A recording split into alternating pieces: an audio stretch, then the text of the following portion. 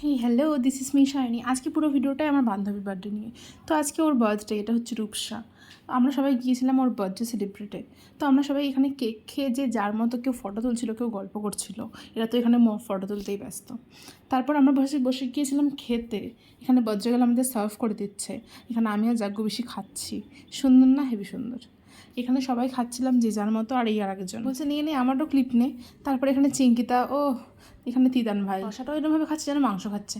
এখানে বজ্রগাল আমাদের বিরিয়ানি সার্ভ করছিল। আজকের দিনও তোকে দিয়ে আমরা কাজ করাবো। আমি এখানে বিরিয়ানির সাথে চিকেনটা ভালো করে মিক্স করে এখানে আমি একটা ইনসেন বাইট দেবো, ওই বং ইনসেনের মতো ইনসেন বাইট।